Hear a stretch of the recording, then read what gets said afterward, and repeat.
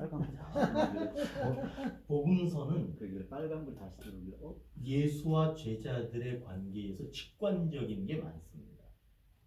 서신서는 예수와 제자의 사이에서 일어난 것을 한 번 더 의미를 중요시해야 돼요. 그러니까 이거는 신앙적이면서 고백적인 내용이라고 보셔야 돼요. 그러니까 우리는 지금 본문을 정하고 그 본문을 읽으면서 시작하는 게 아니에요. 이미 시작해야 돼. 아, 서신서다. 오, 이거는 베드로가 쓴 거네. 그러면 베드로라고 하는 사람은 예수와 직접적인 관계가 있었고 몸으로 부딪혔던 그런 사람이네. 그러면 이 사람이 지금 자기가 몸으로 부딪힌 이야기를 쓸 거냐는 거예요. 아니면 한 번 더 깊이 자신이 부딪힌 예수를 신앙적으로 어떻게 바라보고 있느냐를 썼느냐. 그건 서신서는 거의 이렇게 보시면 돼요.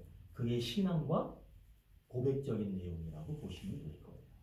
자, 그러면 우리 한번 본문을 읽어보시겠습니다. 교독할까요? 4장 7절에서 11절. 만물의 마지막이 가까이 왔으니 그러므로 너희는 정신을 차리고 근신하여 기도하라.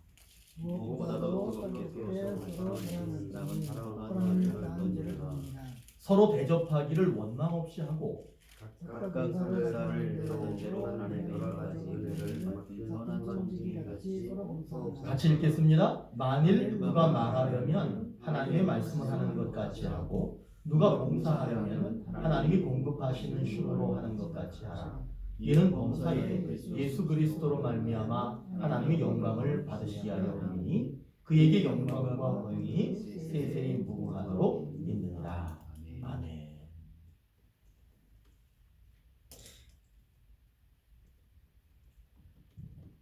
오늘 본문은 이렇게 읽어야 돼요. 그 얘기는 뭐냐면 7절이 있고요. 11절이 있잖아요.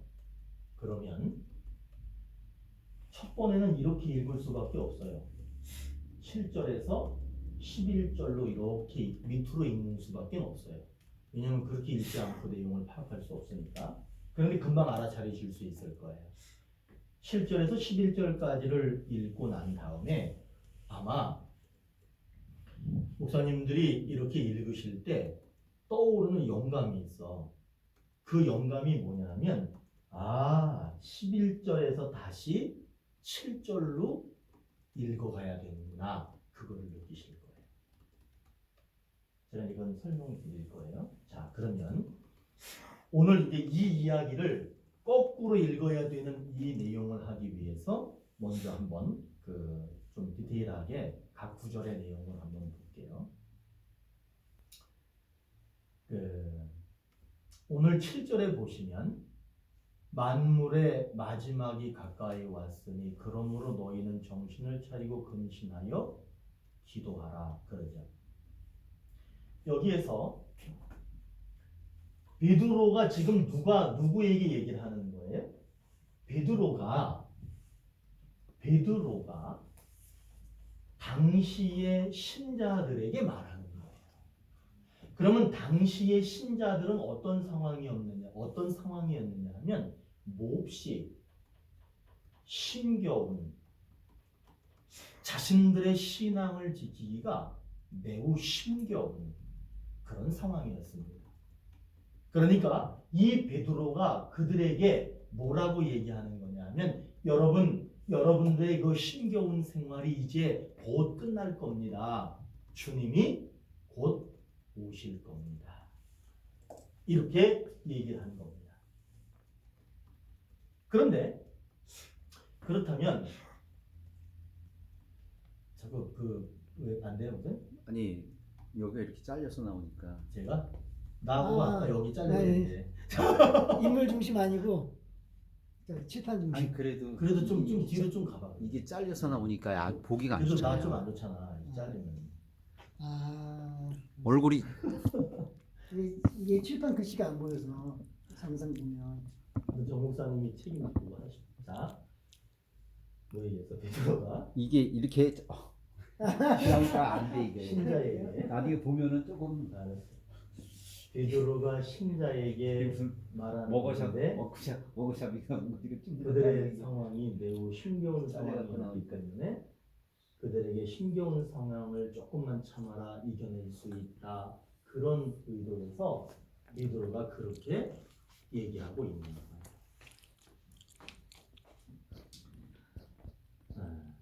그런데 목사님들이 오늘 이 의식을 좀 가지셨으면 좋겠어요. 지금 제가 말씀드린 만물의 끝이 마지막에 가까이 왔다라고 하는 것은 성서 신학적으로 해석을 하면 그리고 성서 주석적으로 얘기를 하면 다른 거 없어요. 베드로는 당시에 힘겹게 신앙생활하는 사람들에게 위로와 힘을 주시기 위해서 참아라 그분이 곧 오신다라고 말하고 있다라고 하는 거는요. 이 당시나 지금이나 변함이 없습니다. 그런데 성서 신학적인 입장이 아니라 설교자 또는 설교학자의 입장에서 볼 때는 모든 것이 변했습니다. 그렇기 때문에 모든 것이 변했다라고 하는 것은 뭐냐면 삶의 모습, 형태, 환경, 세상, 사람들까지도 모두 변했습니다.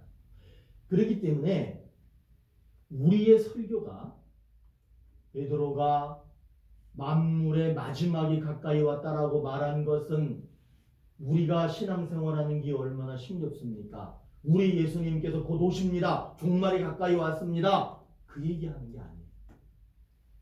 그 얘기하고 하는 게 아니라 그거는 이제 변하지 않는 그 얘기를 하는 것이고 그 변하지 않는 그 말씀에서 설교자들은 모든 것이 변한 상황 속에서 이 본문을 다시 현재에 맞게끔 그걸 우리는 청중 해석이라고 합니다. 청중을 해석해야 합니다. 그런데 목사님들 한번 잘 보세요. 설교를 들어보시면은요. 주석이나 그런 성서 해석학적인 틀을 가지고 설교하는 내용이 많습니다. 그래서 설교가 어떻게 되느냐 하면 마지막이 가까웠다. 여러분 얼마나 힘드냐. 그러나 걱정하지 말아라. 주님이 곧 오신다. 그렇게 얘기하는 것은 여기하고는 맞지 않는 거예요. 성서학자들은 그렇게 해석할 수밖에 없습니다. 왜냐하면 그것이 원래 해석이니까. 그러나 우리 설교자들은 설교학자들은 그렇게 해석하는 것이 아니라 모든 것이 달라진 상황 속에서 청중에게 그것을 어떻게 적용할 것이냐라고 하는 것을 봐야 되는 거예요. 그러면 여기에서 모든 것이 바뀌었다, 마지막이 왔다라고 할 때는 두 가지를 봐야 되겠죠. 하나는 시간이 계속해서 흘러가니까 시간이 달아 없어지는 것은 인정하죠. 계속해서 시간은 가는 거예요. 그리고 더 중요한 것이 뭐냐면 개인의 생명이에요. 우리의 생명은 어떻습니까? 오늘도 지금 이 시간에 계속해서 소비되고 있는 거예요. 그렇기 때문에 베드로는 당시에 힘겨워하는 신자들을 향해서 그리스도가 곧 오십니다. 마지막이 왔습니다라고 얘기하는 거지만 지금 우리들은 뭐라고 얘기를 해야 되냐면 여러분 우리들의 생명이 우리들이 점점 그리스도에게로 가까이 가고 있습니다. 우리가 어떻게 살아야 합니까를 얘기하는 거예요. 그것이 오늘 얘기하는 거예요. 자, 그러면 이 해석은 절대로 변하면 안 됩니다. 베드로가 마지막에 가까웠다라고 왜 얘기했냐? 당시에 힘겹게 신앙생활하는 사람들을 위로하기 위해서 그런 것이다 라고 하는 이거는 절대로 변하면 안 되는 거예요. 그러나 또 하나 아셔야 될 건 지금도 그와 똑같이 설교해서는 안 된다는 거예요. 지금은 모든 것이 변한 청중 안에서 이것을 다르게 해석을 해야 되는 거예요. 자, 베드로가 이렇게 얘기합니다. 너희는 근신하라 그래요. 그죠? 근신하라 합니다. 베드로가 근신하라고 얘기하는 이유는 뭐냐면 예수님이 오실 때가 가까이 왔으니까. 그러나 우리에게도 지금 근신하라고 얘기합니다. 왜 우리가 근신해야 되느냐? 이 시대의 그리스도를 기다리는 사람들의 삶의 모습을 얘기하는 거예요. 근신이라고 하는 것은 몸가짐을 얘기합니다. 행동을 얘기합니다. 그리고 말을 얘기합니다. 그렇기 때문에 베드로는 예수님이 곧 오십니다. 그러니까 근신하십시오 라고 얘기한다면 우리들은 근신하십시오. 당신이 지금 예수를 믿고 있는 그리스도인이라면 당신의 몸가짐, 행동, 말을 잘해야 합니다. 이렇게 해석할 수가 있겠죠. 또 뭐가 있어요? 기도하라 그러죠. 뭘 기도하라는 것 같으세요? 오늘 말씀에서 보시면 만물의 마지막이 가까이 왔으니 그러므로 너희는 정신을 차리고 근신하여 기도하라. 베드로의 해석대로 한다면은 이 해석은 변하면 안 되는 거라 그랬죠? 베드로의 해석대로라면 예수님이 오시니까 너희는 근신해라. 그리고 깨어서 기도하라. 이렇게 되겠죠. 그러나 오늘날 우리가 해석을 한다면 이렇게 해석할 수 있습니다. 몸가짐, 행동, 말을 잘하는 것이 근신하는 것이다. 그러면 무엇을 기도해야 되느냐? 제가 다 쓸게요. 몸가짐, 행동, 말, 이것이 믿는 사람다워지도록 뭐하라? 기도하라는 거예요. 뭘 기도하느냐? 근신은 기도하라는 거예요. 근신하도록 기도하라는 거예요. 이 시대를 사는 우리들이 기도하는데 어떤 기도 제목을 가져야 되느냐? 나의 몸가짐과 행동과 다시 말하면 언행이 예수 믿는 사람, 예수님을 기다리는 사람다운 그런 모습을 갖게 해 주옵소서. 그렇게 기도하라는 거예요.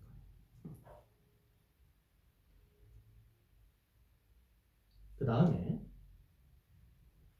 오늘 11절에 보시면은 11절에 보시면은 그게 요약이에요. 아까 제가 여기서 거꾸로 이렇게 봐야 된다고 그랬죠? 오늘 11절에 보시면 뭐라고 얘기를 해요? 말을 할 때 어떻게 하래? 하나님의 말을 전하는 것처럼 말하고 봉사할 때는 어떻게 하래요? 이게 다 봉사거든요. 봉사하는 것은 하나님이 공급하시는. 그러니까 내가 하는 것이 아니라 하나님이 그렇게 할 수 있도록 해 주셨다라고 하는 전제를 가지고 그렇게 봉사하라는 거예요. 그리고 오늘 7절의 말씀이 여기에 있잖아요. 그런데 오늘 11절의 말씀을 보시면 결론이 뭐예요? 몸가짐, 행동 그런 거를 할 때에는 하나님이 공급하시는 것으로 하는 것처럼 하라. 너희가 몸가짐, 행동, 특별히 말을 할 때에는 하나님의 말을 전하는 것처럼 그렇게 하라. 그렇게 돼요. 그러면서 11절이 있고 10절이 있고 9절이 있고 8절이 있죠. 자, 그럼 보세요. 그렇다면 이 봉사하고 말하고 이런 것들이 여기에서는 어떻게 표현되느냐? 8절에 보시면 무엇보다 뜨겁게 서로 사랑할지니 사랑은 허다한 죄를 덮느니라. 그러니까 결국에는 무슨 얘기냐면 근신하고 기도해야 되는 것들이 가능하려면 내가 누군가에게 말을 잘하고 누군가에게 봉사를 하고 하나님이 주시는 힘으로 봉사하고 하나님의 말을 전하는 것처럼 말하고 그런 것이 되려면 무엇이 있어야 되느냐 하면 이게 있어요. 8절에서 무엇보다 뜨겁게 서로 사랑하라. 그러면은 사랑해야 되는 이유가 뭐냐 이거예요. 사랑하는 이유가 뭐냐면 뭘 덮는데요? 죄를 덮는다. 자, 그러면 이제 이렇게 되는 거예요. 그래서 내가 쉽게 할 수 있는데 조금 풀어가는 거예요. 자, 보세요. 오늘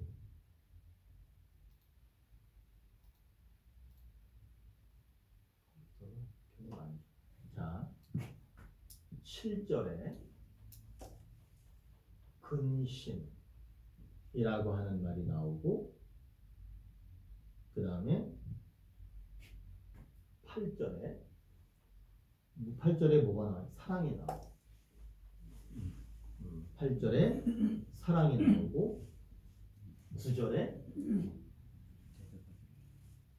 원망이 나오고요. 10절에 은사 또는 청지기 이런 말이 나옵니다. 자, 이 7절에서 말하는 근신이라고 하는 것은 근신하고 기도라고 하는 것은 11절에서 말하는 말과 봉사를 얘기하는 거예요. 근신하라 라고 하는 것은 아까 몸가짐, 행동, 말 이런 것인데 이것이 11절에서는 뭐라고 얘기하느냐? 7절의 내용이 곧 11절의 내용이다. 봉사, 말 이런 말이다. 그렇다면 이 11절에서 말하는 말과 봉사가 원활하게 이루어지고 그렇게 되기 위해서는 8절에서 뜨겁게 사랑할 때 가능하다라고 얘기하고 있는 거예요. 그러면서 이 뜨겁게 사랑하게 되면서 9절에서는 뭐라고 얘기하느냐면 서로 대접할 때 대접.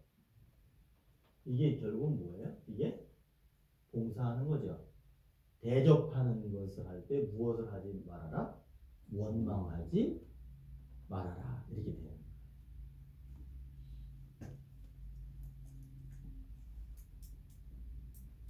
(7절의) 근신 기도는 11절의 내용처럼 하나님이 하나님의 말을 하는 것처럼 하고 하나님이 공급하시는 힘으로 하는 것처럼 하라 이런 말이에요. 그러면은 이것이 하나예요. 7절과 11절이 하나예요. 그런데 이 하나가 8절에서는 사랑으로 나오고요. 9절에서는 원망하지 않는 것으로 나오는 거예요. 그러면 결론은 이 본문은 오늘 뭐 얘기하고 싶은 거냐 하면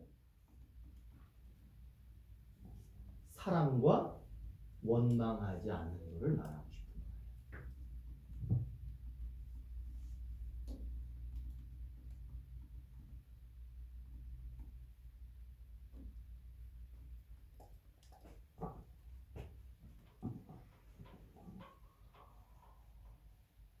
7절에서 11절까지를 쭉 읽은 다음에 11절을 보면서 다시 위에 거를 해석하는 거예요.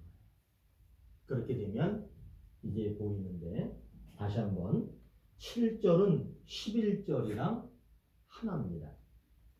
근신하고 기도하라. 그러기 위해서는 하나님이 말하는 것처럼 말하고 하나님이 공급하는 힘으로 하는 것처럼 하라. 이것이 근신하고 기도하는 그런 모습이 되는 거예요. 그러면 이런 근신하고 기도하는 이런 7절과 11절의 모습이 되려면 무엇보다 서로 뜨겁게 사랑할 때 가능하고요. 사랑하면서 무엇을 하지 않을 때 가능하냐? 원망하지 않을 때 가능한 거예요. 그렇기 때문에 성경을 이렇게 위에서부터 밑으로 읽으신 다음에 거꾸로 읽으셔야 돼요. 사실은 11절의 내용을 가지고 7절을 보시고 7절의 내용을 봤을 때 근신하고 기도하고 그런 전제가 뭐냐면 사랑과 원망하지 않는 그 전제가 될 때 된다라고 하는 거예요. 그러면 오늘 이 말씀에서 사실은 중요한 게 뭐냐면 사랑이에요. 결국 근신하고 기도하고 하나님이 말하는 것처럼 말하고 행동하고 이런 것들이 결국 뭐냐면 사랑을 실천하라는 겁니다. 그러면 사랑을 실천하라고 하는 이유가 뭘까요? 오늘 본문에서 뭐 여러 가지 복잡하게 막 얘기하는 것 같아요. 그런데 결론은 사랑을 실천하라는 거예요. 그러면 왜 사랑을 실천하라고 말하고 있느냐라는 거예요. 오늘 말씀에서 뭐라고 얘기를 해요? 사랑은 허다한 죄를 덮느니라. 결국에는 구속사라고 하는 거는요, 뭐하고의 싸움이냐 하면 죄하고의 싸움입니다. 성경은 죄에 대한 이야기를 하는 거예요. 어떻게 하면 이 죄가 사라질 수 있느냐 그 얘기를 하는 거예요. 그렇다면은 하나님께서 우리를 구속하셨는데 제가 아까도 얘기했지만 죄가 두 가지가 있다라고 뭐 너무나 잘 아시는 거잖아요. 하나는 뭐예요? 태어날 때 가지고 태어난 죄가 있고요. 살면서 지은 죄가 있습니다. 근데 우리가 예수를 믿으면 죄는 분명히 사라지지요. 그런데 정확하게 얘기하면 그 죄는 여기에 포함됩니다. 예수 믿으면 억울하잖아. 난 태어났는데 나는 죄 진 적도 없는데 죄가 있대. 그러니까 기분 안 좋잖아요. 그런데 아주 간단합니다. 예수 믿으면 그 죄는 사라집니다. 그런데 오늘 말씀이 무엇을 가르쳐 주느냐? 근신하라, 기도하라, 뭐 여러 가지 얘기를 하는데 결론은 뭐야? 사랑을 실천하라. 왜 실천해야 됩니까? 라고 하니까 살면서 짓는 죄 때문이다. 그럼 살면서 짓는 죄는 예수 믿으면 되는 거 아니에요? 라고 우리가 성경 말씀에게 질문했을 때 뭐라고 얘기하느냐면 예수를 믿는 믿음 안에서 태어날 때 가지고 온 모든 죄를 용서받을 수 있고 살면서 짓는 죄도 용서받을 수 있다는 거예요. 그런데 여기 한 가지가 더 붙는 거예요. 그것이 뭐냐 하면 사랑을 하면 죄가 덮어진다는 거예요. 살면서 짓는 죄는요, 사랑이 있으면 최대한 줄어듭니다. 사랑이 없으면 거기는 반드시 죄가 생겨납니다. 결국에는 오늘 본문은 이게 핵심이에요. 날 때 죄는 예수 믿으면 뭐 해결된 거라는 거예요. 그러나 살면서 짓는 죄는 예수를 믿는 믿음 안에서 사랑을 실천하면 허다한 죄를 덮느니라 라고 하는 말은 죄 지을 가능성이 현저히 낮아지고 우리 사이에 죄가 있다 할지라도 거기에 사랑의 꽃이 피어나면 사랑의 향기가 일어나면 그 죄가 사라질 가능성이 매우 높다는 거예요. 그렇기 때문에 우리는 예수를 믿어서 원죄를 용서받고 예수를 믿어 원죄를 용서받은 그 삶 안에서 부득불 일어나는 그 죄는 우리가 서로 사랑함으로써 내 안에 피어나는 죄를 사라지게 하고 우리 사이에 생겨나는 죄를 사라지게 할 수 있다. 이게 오늘 본문의 핵심 내용입니다. 조금 더 근거를 댄다면은 예수님의 사랑은 희생이었습니다. 예수님의 사랑이 희생인데 이 희생적 사랑이 우리의 죄를 용서했습니다. 마찬가지로 우리의 사랑은 그것이 희생이든 그 무엇이든 우리 안에 일어나는 죄를 용서할 수 있습니다. 성경에서 제가 지난주에도 얘기했잖아. 믿음, 소망, 사랑 이 세 가지는 항상 있을 것인데 그 중에 제일은 사랑이다. 왜? 이상하다. 믿음이 제일 중요한 듯한데 왜? 라고 하는 거예요. 그것은 바로 이런 거예요. 우리는 예수 믿었기 때문에요. 우리를 지옥으로 끌고 가는 그런 죄는 없습니다. 그런데 살면서 따라 붙는 죄는 있습니다.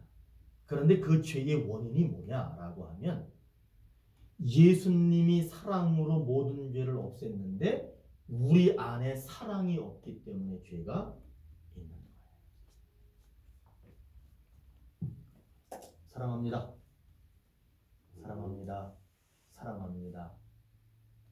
그 요즘에 드라마 얘기하면 안 되는데 드라마 보면 결혼한 지 3년 됐는데 왼수처럼 살아. 결혼했는데 3년 지났는데 원수처럼 살아. 근데 3년 만에 다시 사랑이 피어나는 그런 드라마가 하나 있어요. 저는 그 드라마를 보면서 참 좋다. 왜냐하면 사람들은 시간이 지나면 사랑을 소비해. 사랑이 점점 커져야 되는데 점점 통장에서 돈 빠져나가듯이 자꾸 사라져. 나중에 가가지고는 쩍쩍 갈라져. 사랑이 없어서. 근데 우리 성경은 그렇게 얘기하지 않아요. 진짜 죄 없는 그런 영혼이 되려면 사랑을 점점 키워가라는 거예요. 그것이 오늘 이 베드로가 우리에게 말하는 내용입니다. 오늘 이 본문의 핵심을 딱 짚으셔야 돼요. 딱 짚으셔야 돼. 우리는 일생을 죄하고 싸우는 거예요. 왜냐하면 죄가 있으면 안 돼요. 그런데 우리에게 예수 믿으면 없어지는 죄가 있지만 예수를 믿는다고 해서 죄가 없어지느냐? 그렇지 않아요. 그래서 제가 이따 설교에서 말하겠지만 오호라 나는 곤고한 사람이로다. 누가 이 사망의 몸에서 나를 건져내냐. 아니 그 고백을 한 사람이 어떤 사람이냐 하면요. 믿음이 매우 좋은 사람입니다. 그런데 그 사람이 그 고백을 하는 이유가 뭐냐 하면 자기의 원죄를 얘기하는 게 아니에요. 오늘도 일어나서 눈 뜨고 보니까 내가 죄를 짓고 있더라는 거지. 이상하다. 나는 예수 믿고 있잖아요. 그리고 나는 예수 믿으니까 죄 없이 살아가는 게 맞는데 이상하게 죄를 짓는 거죠. 그때 그가 예수 안에서 고민한다는 것을 먼저 우리가 인정해야죠. 예수 안에서 고민하는데 그가 결국에는 말년이 되었을 때 나의 달려갈 길을 마치고 믿음을 지켰습니다 라고 얘기를 해요. 그게 무슨 얘기냐 하면 자기는 뭐 했다는 거야? 사랑을 하나님을 사랑해가지고요. 자기 삶은 뒤로 제껴놓고 하나님을 위해서 사는 사람이잖아요. 하나님을 사랑했죠. 교회를 사랑했죠. 영혼을 사랑하죠. 그래서 설교 시간에 설교할 때 다 나와요. 그렇게 했다. 그렇기 때문에 남아있는 죄가 문제예요. 그 남아있는 죄를 해결할 수 있는 것은 사람이 허다한 죄를 덮는다. 우리는 이 교회는 사랑의 공동체가 돼야 돼. 일단 설교 시간에 할 거 제가 미리 얘기할까? 교인들은 이런 게 있어요. 어제 내가 가서 밥을 먹는데 나한테 그래. 목사님, 우리 원래 김밥 먹어요, 김밥. 김밥 먹는데 너 왜 김밥 먹어요? 그랬더니 김밥을 그냥 뭐 80인가 100개를 주문한대. 그래가지고 그거를 해서 그냥 국물 하나 끓여가지고 먹는데 또 저것도 이제 무슨 하여튼 그렇대. 그 나한테 그래. 아유 요즘 교인들은요 식당에서 봉사하는 거 싫어요. 나한테 그래. 근데 오늘 특별히 목사님 와가지고 밥을 했어요. 근데 내가 그 밥 먹기 전에 내가 설교한 게 뭔지 아세요? 여러분들은 왜 열심히 사랑하고 열심히 봉사하고 열심히 헌신하고 열심히 충성하면서 왜 뒷담화하냐 그래서 왜 불만을 얘기하고 불평을 하고 뒷담화하냐. 그거는 앞뒤가 안 맞는 거라서 제가 이런 설교를 했거든요. 우리 교회의 우리들의 삶의 형태를 보면 우리는 정말 열심히 합니다. 그런데 뒷담화, 불평하고 불만하고 그거 하지 말라는 거예요. 그게 허다한 죄를 덮을 수 없기 때문에 허다한 죄를 덮으려면 서로 사랑해야 된다. 자, 여기까지만 분석을 하겠습니다. 그러면 이제 가만있어. 이거 보내드려야 되는데 영상 끄셔도 돼요.